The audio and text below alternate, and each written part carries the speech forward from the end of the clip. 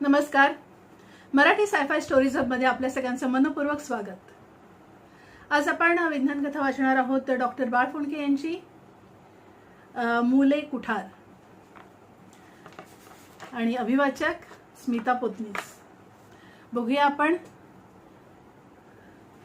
काय आहे या कथेत खास. सायबर क्राईम बद्दल आहे. बघूया. मुले कुठार. टेबलावरचा फोन वाजला. कर्कश सुरात. त्याच्या आवाजानं कान किटू नयेत म्हणून तो घाईघाईनं उचलून कानाला लावत शिंदे म्हणाले, cyber crime cell, inspector Shinde here. बरं झालं तुम्हीच भेटलात. तुम्हीच हवे आहात आम्हाला. आम्हाला? अरे आवाज ओळखला नाहीस वाटतं माझा. मी कामत बोलतोय, क्राईम ब्रांच मधून. शेखर तू होय? मग हे आहो जाऊ काय? आणि आवाज असं म्हणशील तर या सरकारी फोनमधून कधी कोणाचा खरा आवाज ऐकता आलाय? तेही खरंच आहे. पण मिलिंद, हे बघ, असशील तसा निघून ये. आम्हाला म्हणजे माझ्या टीमला तुझी मदत हवी आहे. ऑफिशियली जरा अर्जंट मामला आहे. मर्डर केस आहे. ताबडतोब येणं जमेल तुला? येतो ना. नाहीतरी सध्या तशी कोणतीच महत्त्वाची केस नाही आहे. केवळ फायली भरणं चाललंय. पण मर्डर केसशी माझा काय संबंध? आणि मदत एक्झॅक्टली कसली हवी आहे ते फोनवर सांगणं तसं जरासं कठीण आहे. इकडे ये, मग सविस्तर सांगेन.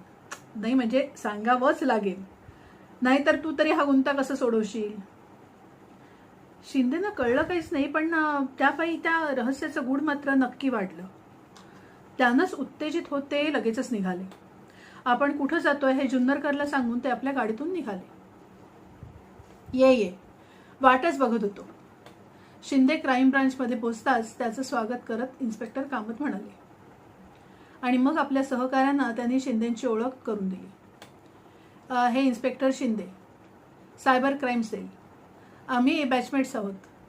आपल्या जुन्या ओळखीची आठवणही त्यांनी तेवढ्यात करून दिली. राम राम. चहा पाणी झाल्यावर कामत मुद्द्याकडे वळले. आम्ही एका मर्डर केसवर सध्या काम करतोय. बर्जोर इराणी याचा खून झालाय. त्याच्या घरी जवळून गोळ्या झाडून त्याला मारण्यात आलंय. मर्डर वेपन म्हणजे पिस्तूल तिथंच पडलेलं होतं. त्याच्यावरचे फिंगरप्रिंट्सही आम्हाला मिळाले आहेत. खून झाला तेव्हा इराणी एकटाच घरात होता. तसाही तो एकटाच होता, म्हणजे त्याचं लग्न झालेलं नव्हतं. इतर फॅमिलीही नव्हती. त्याच्या घराच्या हॉलमध्येच खून झाला. गोळी लागल्यानंतर इराणी जवळच्या सोफ्यावर कोसळला. तिथंच त्याची बॉडी आम्हाला मिळाली. ज्यानं खून केला त्याला इराणीनंच घरात घेतलं असावं, कारण फोर्स्ड एंट्री असल्याच्या काहीच खुणा आम्हाला तिथे दिसून आल्या नाहीत. म्हणजे याचा अर्थ इराणी खुन्याला ओळखत असावा, नाहीतर त्यानं त्याला घरात कसं घेतलं असतं? आणि हो, खुनी तो असं तू म्हणालास ते कशावरून? ती असू शकते. खून करणारी एक स्त्री असू शकते, नाही का? किती शक्यता खोडून काढणारा काही पुरावा हाती लागलाय तुमच्या? बरोबर आहे तुझं म्हणणं. खरं तर खून करणारी एक स्त्रीच आहे. आम्हाला तिचा पत्ताही लागलाय. त्या मुद्द्याकडे येतोच आहे मी. तर हा इराणी एक बिझनेसमन होता. तो इंजिनियर होता आणि त्याचं मॅन्युफॅक्चरिंग युनिट महाप्याला होतं, म्हणजे आहे. तो रोज गावदेवीच्या आपल्या घरून तिथं अपडाऊन करायचा आपल्या गाडीतून. फॉक्सवॅगन व्हेंटो कार आहे त्याची. स्वतःच ड्राईव्ह करून तो येत जात असे. मग मर्डरर कोणी डिसग्रँटेड एम्प्लॉई, म्हणजे कामावरून काढून टाकलेला कोणी कामगार, किंवा ज्याचा बिझनेस त्याच्यामुळे बुडाला असा कोणी कॉम्पिटिटर, किंवा त्या कॉम्पिटिटरने अरेंज केलेलं कोणी सुपारी किलर. अरे हां, खरं ती बाई आहे नाही का, तेव्हा सुपारी किलर नसेल. नाही, सुपारी किलर नाही, म्हणजे बाई आहे म्हणून सुपारी किलर नाही असं नाही. आजकाल गुन्हेगारी स्त्रियाही पुरुषांच्या काही फारशा पाठी नाहीत. तुलाही अनुभव असेलच. Yes, I agree with you. Cyber क्राईममध्ये तर जवळजवळ बरोबरीच आहे म्हणणं. राईट. आता तुला आलेल्या दुसऱ्या शंका त्याही मिटवून टाकल्या आहेत आम्ही, कारण खुन्याची ओळख पटली आम्हाला. तुला खरं आय सी, म्हणजे लव्ह ट्रँगल आहे. तर या इराणीचं अजून लग्न झालं नव्हतं असं म्हणालास तू. त्याच्याशी तर याच्याशी संबंध नाही. खरं तर आम्ही खुन्याची ओळख पटवली आहे. त्यासाठी आम्हाला विशेष खटपट करावीच लागली नाही. कारण मर्डर वेपन म्हणजे ते पिस्तूल तिथंच पडलेलं होतं. ते कोणाच्या नावे रजिस्टर झालेलं आहे याचा छडा लावला आम्ही. म्हणजे त्याच्या मालकाकडे, म्हणजे आय मीन मालकिणीकडे पोहोचलो आम्ही. तिचे फिंगरप्रिंट्स आणि त्या पिस्तुलावर सापडलेले फिंगरप्रिंट्स मॅच झाले. तिच्या हाताला त्यावेळी चांगलाच घाम फुटला होता. पिस्तुलावर त्याचे सुकलेले डागही मिळाले. त्यावरून DNA फिंगरप्रिंट्सही काढले आम्ही, तेही मॅच झाले आहेत.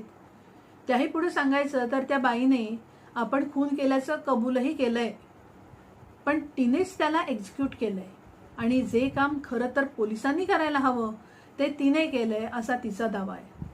काय म्हणजे हा बर्जोर इराणी एक संभावित गुन्हेगार होता की काय? नाही, तसा कोणताही सबळ पुरावा आम्हाला मिळालेला नाही. उलट तो एक नाकासमोर चालणारा अतिशय सभ्य गृहस्थ होता असंच आम्हाला वाटतंय. आम्ही त्याची चौकशी केली. शेजारी पाजारी, त्याच्या फॅक्टरीतले कामगार, इतर काही ऑफिसर्स, मित्रमंडळी, सगळ्यांकडे चौकशी केली आम्ही. त्याचे फारसे काही नातेवाईक नाहीत, आहेत तेही इथं नाहीत. तिकडे उदवाड्याला असतात. एक भाऊ अमेरिकेत आहे. मग काही प्रेमाभिमाची चक्कर, काही अफेअर, त्या बाईवर बलात्कार करण्याचा प्रयत्न. पण तसं काही असेलच तर मला बोलावून घेण्याचं काय कारण? कुठं इंटरनेट स्टॉकिंगचा तर प्रकार नाही ना? काय आहे, पूर्वी एखाद्या मुलीची छेड काढायची असेल, तिचा पिच्छा पुरवायचा असेल तर त्यासाठी रस्त्यावर यावं लागायचं. तिच्या घरापासून ती कामावर जायच्या वाटेवर दबा धरून तिला छळायचं असा प्रकार चालत असे. क्वचित प्रसंगी घरामध्ये घुसखोरी होत असे.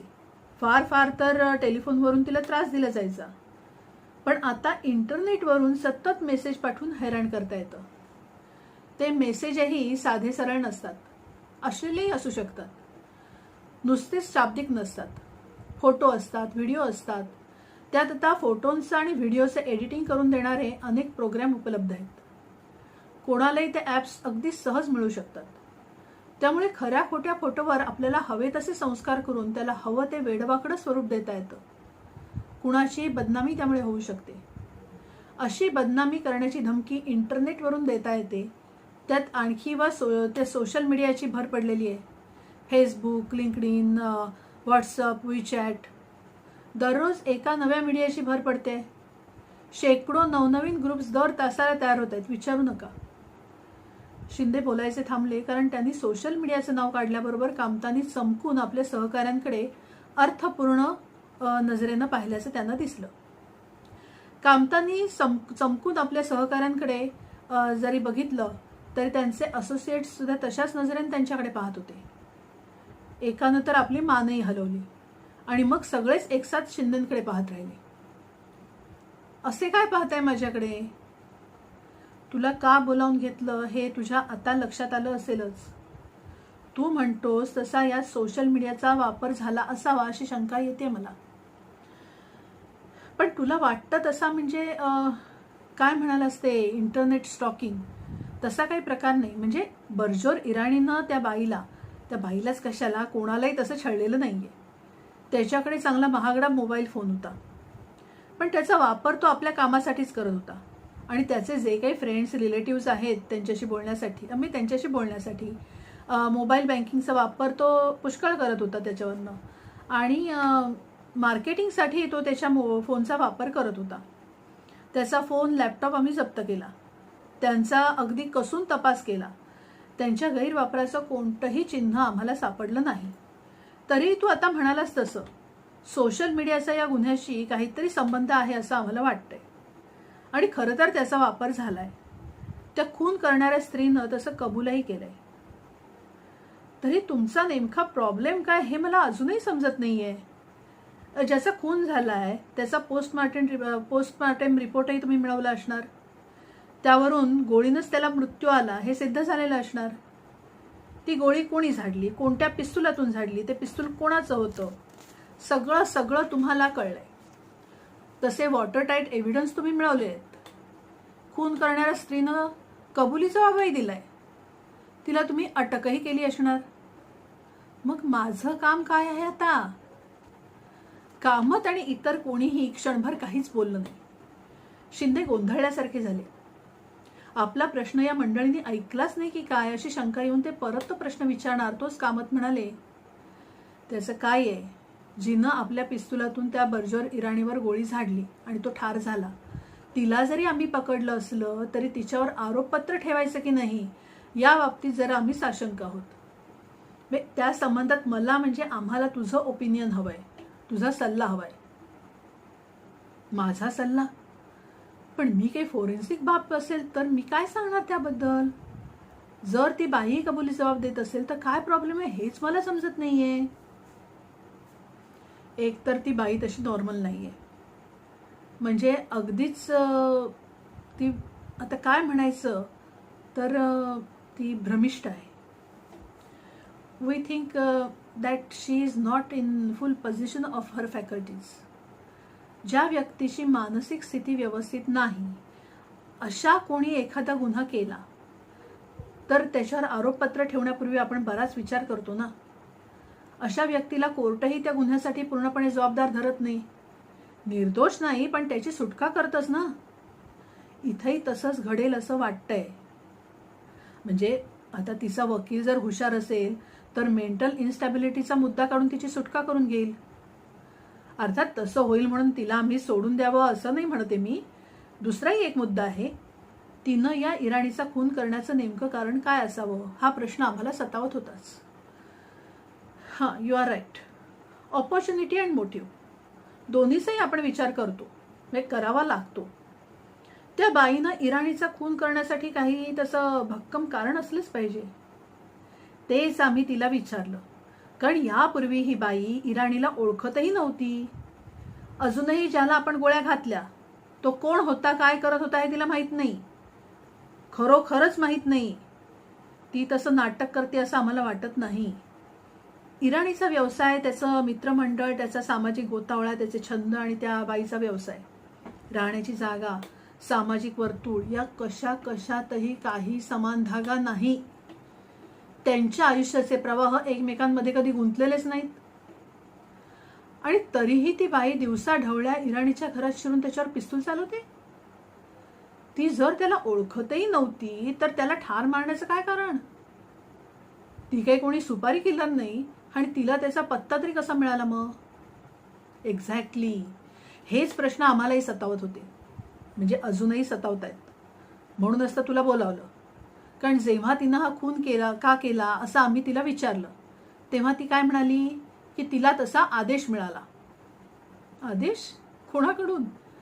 ती म्हणते लीडरकडून. आणि आपला मोबाईल दाखवत ती काहीतरी व्हॉट्सअप असं बडबडायला लागली.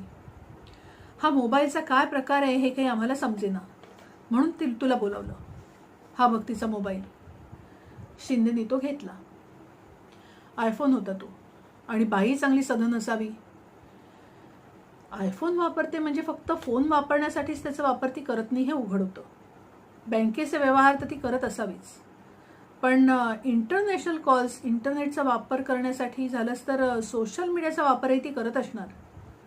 व्हॉट्सअपवरून आता फोन करण्याची सोय झाल्यामुळे त्या ॲपचा वापरही वाढलेला होता. शिंदेने तो फोन ऑन केला, पण तो ओपन करण्यासाठी बाईचा पासवर्ड हवा होता. कामताने याची जाणीव होती. कारण न विचारताच त्याने तो शिंदेना दिला. शिंदेने तो ओपन केला. स्क्रीनवर अनेक आयकॉन्स दिसायला लागले. त्यात बरेच गेम्स होते. त्यांच्याकडे दुर्लक्ष करत ते सोशल मीडिया शोधू लागले. त्यात व्हॉट्सअपही होतं. शिंदेने ते ओपन केलं. बरेच मेसेज होते. काही इंडिव्हिज्युअल म्हणजे कोणा तरी एका व्यक्तीनं पाठवलेले होते, पण काही ग्रुप्सचे होते. कॉन्शियस फ्रेंड्स असा एक ग्रुप होता. ते चॅट ओपन करताच त्यात बरेच मेसेज असल्याचं शिंदेना दिसलं. काही मेसेज बाईनं पाठवलेले होते, पण त्याहून जास्त तिला आलेले मेसेज होते. ते सगळं चालता त्यांना एक फोटो दिसला. त्याच्या चेहऱ्याच्या ठेवणीवरून तो एखाद्या पारशी माणसाचा असावा असं शिंदेना वाटून गेलं. त्यातलं धारदार नाक, थोडंसं लांबट नाक होतं, ते उठून दिसत होतं. कारण तो फोटो शिंदेनी कामतांसमोर धरला. हाच तो बर्जर इराणी. तिला त्याचा फोटो कोणीतरी पाठवला. त्यावरूनच तिनं त्याला ओळखलं. हा फोटो तिच्याकडे आला कुठून? हां, हे बघा, हा कोणीतरी फॉरवर्ड केलाय. काय नाव आहे? चंद्रकांत केणी. चंद्रकांत केणी असं नाव आहे पाठवणाऱ्याचं आणि त्याचा नंबर हा आहे आणि हे समाजाचे शत्रू आहेत अशांना ठेचलंच पाहिजे असा एक मेसेज आहे त्याखाली. म्हणजे ही बाई जे सतत म्हणते की मला तसा आदेश मिळाला तो हाच आदेश असावा. शक्य आहे. पण त्या मेसेजचा अर्थ त्याला ठार मारा असं होत नाही. तरी तिचं मानसिक संतुलन बिघडलं असं तुम्ही म्हणताय तर तिनं तसं इंटरप्रिटेशन केलं असण्याची शक्यता आहे. तिची मानसिक स्थिती कशी आहे हे जर या चंद्रकांत केणीला माहिती असेल तर मग असा मेसेज तिच्याकडे पाठवणं धोक्याचं आहे हे त्याला समजायला हवं होतं. तेव्हा तसंच म्हटलं तर तोही या गुन्ह्याला जबाबदार आहे. ॲक्सेसरी बिफोर द फॅक्ट या कॅटेगरीत तो बसू शकेल. मग त्याला उचलूया सर, कामतांच्या कोणा एका सहकार्याने उत्साहानं म्हटलं. त्यावर कामत काही प्रतिक्रिया देणार तो शिंदेच म्हणाले, सबूर. त्यानं स्वतः काही तो मेसेज तयार केलेला नाही. त्यालाही तो कोणाकडून तरी मिळाला आणि त्यानं तो फॉरवर्ड केलाय. त्याला तो कुठून मिळाला हे आपल्याला शोधून काढायला लागेल. आपल्याला त्याच्या मुळाशी जावं लागेल. एक एक धागा जुळवावा लागेल. वेळ लागेल पण ते करता येईल. मोबाईल कंपन्यांचं सहकार्यही लागेल. कदाचित पुढचा धागा हाती येण्यासाठी या चंद्रकांत केणीलाही गाठावं लागेल. आधी या ग्रुपमध्ये तो एकटाच आहे की आणखी कोणी इराणीचा फोटो या बाईला पाठवलाय ते बघायला हवं. बोलता बोलता एकीकडे शिंदे त्या ग्रुपमधली संदेशांची देवाणघेवाण बघत होतेच. पण त्या फोटो व्यतिरिक्त इराणीशी संबंधित एकही मेसेज नव्हता. त्यांनी इतर ग्रुप्सचे मेसेज बघायला सुरुवात केली पण त्यामध्ये इराणीशी संबंधित एकही मेसेज नव्हता. तेव्हा या साखळीतली पहिली कडी म्हणजे चंद्रकांत केणी हाच होता. त्याची चौकशी करणं आवश्यक होऊन बसलं होतं. चार्जशीट बनवायचीच तर केवळ त्या बाईसाठी बनवून चालली नसती. त्यात केणीलाही गवणं आवश्यक होतं. शिवाय इराणीला समाजाचा शत्रू का म्हणायचं हे कळायला हवं होतं. त्याला ठेचायचं कशासाठी याचाही उलगडा व्हायला हवा होता. एखाद्या वंशावळीत मागे मागे जात मूळ पुरुषाचा शोध घ्यावा तसंच आता शिंदेनी करायचं होतं. हा जो फोटो आणि त्याबरोबरचा संदेश त्या बाईला चंद्रकांत केणीनं फॉरवर्ड केला होता. म्हणजे तो त्यानं स्वतः तयार केला नव्हता. बर्जोर इराणी कोण हे त्यालाही माहीत असण्याची शक्यता कमीच होती. त्याला का मारायचं हे तो सांगू शकणार नव्हता. म्हटलं तर तोही त्या बाईप्रमाणे आदेशाचंच पालन करत होता. फरक एवढाच की त्यानं या बाईसारखा आतताई विचार करत इराणीला या जगातून उठवलं नव्हतं. त्याला ठेचायला हवं या शब्दाचा शब्दशः अर्थ त्यानं घेतला नव्हता. त्यामुळे त्याला काही अंशी जबाबदार धरलं तरी या सगळ्याचा करता करविता तो नव्हता. त्या मूळ पुरुषाला किंवा स्त्रीला शोधायला हवं होतं. शोध कसा करायचा हे जरी शिंदेनी आणि कामतांनी ठरवलं असलं तरी ते काम सोपं नव्हतं. एक एक धागा उलगडत जायला हवं होतं. एकदम हनुमान उडी घेत त्या मुळापर्यंत पोहोचता येणं शक्य नव्हतं. शिवाय त्यासाठी मोबाईल कंपन्यांचं सहकार्य मिळवण्याची गरज होती. अर्थात ते त्यातल्या त्यात तसं सोपं होतं. पोलीस केस आणि तीही खुनाची म्हटल्यावर मोबाईल कंपन्या एरवीच्या आपल्या ग्राहकांची प्रायव्हसी जपण्याच्या त्या तत्वाला तिलांजली द्यायला तयार असत. कदाचित नाखुशीनं असतील पण त्या फारसे आढेवेढे घेत नसत. चंद्रकांत केणीच्या नंबरवरून त्याची व्हॉट्सअप ग्रुपची लिस्ट, तिथली देवाणघेवाण यांची माहिती मिळताच पुढचा धागा मिळाला. त्याला तो फोटो कोणी पाठवला होता ते कळलं. असंच मागे जाता जाता हे जाळं किती पसरलंय याची कामतांना जाणीव झाली. शिंदेना ते नवलायचं वाटलं नसलं तरी कामत तो गुंता प्रथमच पाहत होते, प्रथमच अनुभवत होते. पण शिंदेनी केवळ त्यांच्या फोन नंबरवर लक्ष केंद्रित करण्याचा सल्ला दिला. तो मानल्यावर कामतांचं लक्ष हे कामावरून विचलित झालं नाही. ह्याच बॅकवर्ड जर्नीत शिंदेना इराणीचा दुसरा एक फोटो मिळाला. कार चालवताना तो फोनवर बोलत असतानाचा. तेही ब्लूटूथ न वापरता चक्क मान वाकून खांदा आणि कान यांच्या शिमटीत सेलफोन पकडून गाडी चालवतानाचा. त्या वर्षी मल्लीनाथी जेव्हा शिंदेनी पाहिली तेव्हा आता आपण आपल्या उद्दिष्टाच्या जवळ आल्याची त्यांची खात्री पटली. हे पाहिले समाजाचे शत्रू सरळ सरळ कायद्याचं उल्लंघन करतायत. एवढी मोठी आणि महागडी कार आहे म्हणजे हे कोणी अशिक्षित चालकरी नाहीत हो, तरी बिनदिक्कत कायदा मोडतायत. त्यांना पोलीस अडवणारही नाहीत आणि अडवलं तर चिरीमिरी चारून ते सुटतील. पुन्हा कायदा मोडायला तयार. ही मंडळीच वाहतुकीच्या बेशिस्तीला कारणीभूत आहेत. अशी गाडी चालवता चालवता ते बेदरकारपणे कोणाही निष्पाप पादचाऱ्याला उडवतील. त्याचा जीव वाचवण्यासाठी तिथं थांबून काही धडपडही करणार नाहीत. तिथून सुसाट निघून जातील, सापडणारही नाहीत. आणि सापडले तर त्यांच्यावरचा खटला वर्षानुवर्ष चालूच राहील. तोपर्यंत महाशय मोकळे, पुन्हा कोणाचा तरी जीव घ्यायला. त्यातूनही खटल्याचा निकाल लागला तरी 2 दिवसातच यांना जामीनही मिळेल. खटल्याचा निकाल लागायला 13 वर्ष आणि जामीन मात्र 2 दिवसात. वा रे न्याय. आता आपणच त्यांना धडा शिकवायला पाहिजे. हे समाजाचे शत्रू आहेत, अशांना ठेचलंच पाहिजे. हे पाहिलं शेखर? आता समजलं ना या बर्जर इराणीचा समाजाचा शत्रू का मानलं, बर्जर इराणीला समाजाचा शत्रू का मानलं जात होतं आणि त्याला कशासाठी ठेचायचं होतं.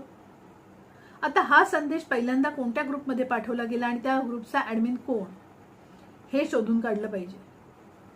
एकदा का तो ॲडमिन मिळाला की याचा सगळ्याचा मूळ स्रोत आपल्या हाती येईल. तो ॲडमिनही हाती लागायला वेळ लागला नाही. प्रसाद पाटकर, विक्रोळीला राहणाऱ्या एका चळवळ्या इसमानं ही मालिका सुरू केली होती आणि ती व्हायरल झाली होती. एखाद्या विषाणूचा प्रसार ज्या झपाट्यानं होतो आणि त्यानं आणलेल्या साथीचा विळखा फार मोठ्या भागावर कब्जा करतो, तसाच संदेश सर्वत्र पसरला होता. बघता बघता तो मेसेज मिळालेल्या फोन युजर्सची संख्या कित्येक हजार झाली होती. पाटकरनं आपल्या ॲक्टिव्हिस्ट ब्रिदाला अनुसरून आपला संताप व्यक्त केला होता. तो करताना त्यानं अत्यंत भडक भाषा वापरली होती. सहसा अशी चळवळ एखाद्या मोर्चात, फ्लॅश मॉबमध्ये किंवा कॅन्डल मार्चमध्ये संपत असे. समुद्राच्या पाण्यावर दूरवरून एखादी भली मोठी लाट आली की किनाऱ्यावर आपटून तिथं पाण्याचे जोरदार फवारे उडतात आणि ती लाट विरते. तसाच काहीसा हा प्रकार होता. पण यावेळी तो संदेश त्या मानसिक संतुलन बिघडलेल्या एका स्त्रीच्या हाती गेला होता.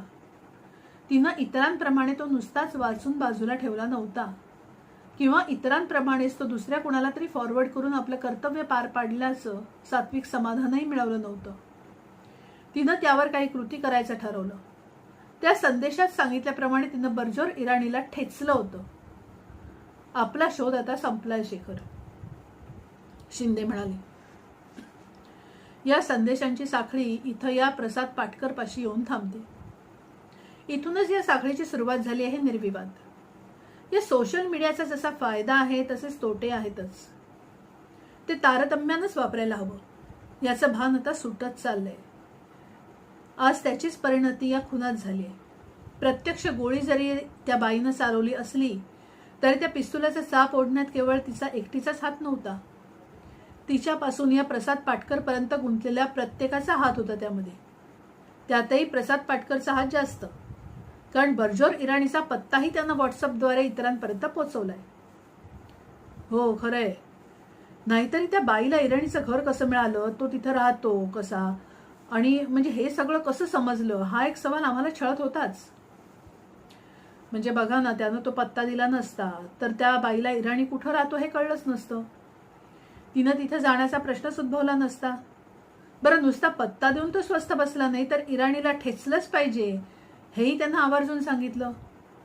मग आधीच मानसिक संतुलन गमावून बसलेल्या त्या बाईला जर हा इराणीला खतम करण्याचा आदेश वाटला तर त्यात नवल काय. तेव्हा हा प्रसाद पाटकरही इराणीच्या खुनाला त्या बाई इतकाच जबाबदार आहे असं निदान माझं तरी मत आहे. You are right Milind. मी तर म्हणेन की त्या बाईपेक्षा हा पाटकरच जास्त जबाबदार आहे. कारण आपण करत असलेल्या कृत्याच्या भल्याबुऱ्याची चिकित्सा करण्याची क्षमता त्या बाईकडे नाही. पण पाटकरला तशी एक्सक्यूज सांगता येणार नाही. आपण काय करतो आहोत याची पुरेपूर जाणीव त्याला होती. पण ही ॲक्टिव्हिस्ट मंडळी स्वतःला कोणतेही नियम कायदे लागू पडत नाहीत अशा समजुतीत वागत असतात. त्याला या सोशल मीडियाची जोड मिळाली आहे. सॉरी. उद्या पाऊस धूमधडाक्यात बरसणार आहे. उद्या पाऊस धूमधडाक्यात बरसणार आहे. 26 जुलैची आठवण ताजी करणार आहे. घरातच बसून राहा. ब्रेड, अंडी, बटर, बिस्किट वगैरेंचा साठा करून ठेवा अशा अफवा आपण वेधशाळेचे बाप असल्याच्या थाटात ही मंडळी पसरवत असतात. सामान्य नागरिकांच्या उरात धडकी भरवतात. दुकानामधला माल अचानक संपून जातो. शिल्लक राहिलेला माल मिळवण्यासाठी लोकांमध्ये धक्काबुक्की होत राहते. दुबळ्यांना, ज्येष्ठ नागरिकांना त्या धडपडीत इजाही होते. पण असल्या अफवा पसरवणाऱ्यांना त्याचं काय? मात्र हे आता जरा अतिच होते. या सोशल मीडियामुळे इराणीचा नाहक बळी पडलाय. त्याला आपण वाचवू नाही शकलो. पण आता या प्रसाद पाटकरला आणि त्याच्यापासून मधल्या साखळीत जाणून बुजून किंवा निर्बुद्धपणे सामील झालेल्या सगळ्यांनाच आपण जर धडा शिकवला नाही तर असे असंख्य इराणी बळी पडत राहतील. आणि त्यांच्या खुनाला मिलिंद, तू आणि मी सुद्धा जबाबदार असू. पण मग आपण करायचं काय म्हणतोस? या इतक्या सगळ्यांवर चार्जशीट दाखल करायची का नाही? कट केला म्हणून 10-12 जणांवर आपण खटला भरतोच ना. कोणी दंगल माजवली म्हणून जमावातले जितके सापडतील त्यांची धरपकड करतोच ना आपण. हा तर मला वाटतं अधिक गंभीर गुन्हा आहे. त्या बाईला प्रत्यक्ष खुनाच्या आरोपात या प्रसाद पाटकरला त्यामागचा मास्टर माइंड म्हणून आणि बाकीच्यांना ॲक्सेसरी बिफोर द फॅक्ट म्हणून अडकवू शकतोस तू. त्यांना असं काहीतरी होण्याची शक्यता आहे याची कल्पना होती आणि तरी त्यांनी आपल्याला कळवलं नाही. यातली बहुतेक मंडळी तशी फारशी इन्व्हॉल्व झालेली नसतील या सगळ्यात. त्यांच्या दृष्टीनं हा सगळा प्रकार म्हणजे आला मेसेज दिला पाठवून इतकंच. त्यांना हा एक नवीन खोखोचा खेळ सापडलाय. आपल्याला मिळालेला खो लगेच दुसऱ्या कोणाला तरी दिला की आपण सुटलो असं मानत खेळत राहण्याचा. त्यातल्या काही जणांनी तो संदेश धड वाचलाही नसेल पण म्हणून त्यांची कल्पाबिलिटी कमी होत नाही. त्यांनाही हे कळलंच पाहिजे की त्यांचा होतो खेळ पण एखाद्या इराणीचा जातो जीव. अक्षरशः हे सोशल मीडियाचं साधन कसं जपून जबाबदारीनं वापरायचं हे आता लोकांना समजणं फार फार गरजेचं आहे. आणि या पाटकरचं म्हणशील तर अशा मंडळींना तर आपण काहीतरी मर्दुमकीच गाजवली असं वाटत असतं. त्या पाटकरच्याच भाषेत सांगायचं ना तर ही विषवल्ली आत्ताच इथंच ठेचली पाहिजे. त्याच्यासारख्या इतरांना एक इशारा द्यायलाच हवा. मुळावरच घाव घातला की ती विषवल्ली फोफावणारच नाही. सोशल मीडियाचा वापर किती जपून करायला पाहिजे हे चित्र डॉक्टर बाळफोंडके यांनी उभं केलेलं आहे. आणि म्हणूनच आपण ही कथा वाचली. मूल कोठारी. लेखक डॉक्टर बाळफोंडके, अभिवाचक स्मिता पोतनीस. धन्यवाद.